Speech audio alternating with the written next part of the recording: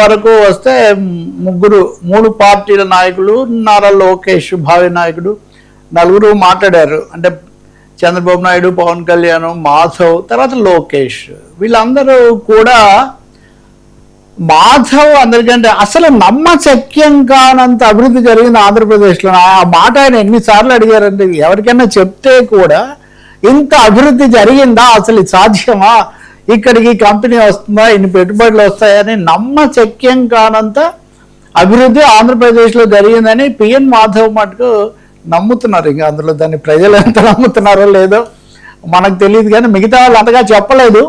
ఆయన చాలా సుదీర్ఘంగా దాన్ని ఆయన కొంచెం 1-4 సార్లు చెప్తూ వచ్చారు.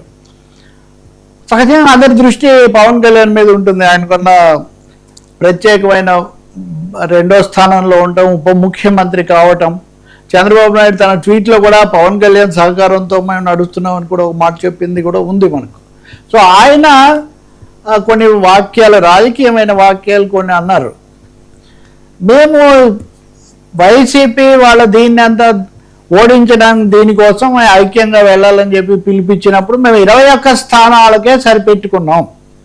21 స్థానాలకే సరిపెట్టుకున్నందుకు చాలామంది మమ్మల్ని విమర్శించారు, లేకపోతే మమ్మల్ని మేము తగ్గించుకున్నాం అన్నారు. కానీ మేము రాష్ట్రం కోసం వాటిని వదులుకున్నాము. అందుకోసం ప్రజలు మాకు 100% స్ట్రైక్ రేట్ మొత్తం అన్ని స్థానాల్లో గెలిపించి మా త్యాగం అనేది సత్ఫలితాలు ఇచ్చే విధంగా చేశారు అనేది. అంటే బహుశా 2వ వార్షికోత్సవం జరుగుతున్నా కానీ ఇంకా ఎన్నికలప్పుడు తీసుకున్న సీట్లు, అప్పుడు ఏం జరిగింది ఏంటి అనేది మటుకు పవన్ కళ్యాణ్ బుర్రలో బాగా అది ఇంకా చాలా బలంగా ఉన్నట్టు కనిపిస్తుంది. రెండవది మోదీ గారి దేశానికి నాయకత్వం, చంద్రబాబు నాయుడు గారి దార్శనికత, ఇవన్నీ కలిసి రాష్ట్రాన్ని చాలా ముందుకు తీసుకుపోతున్నాయి.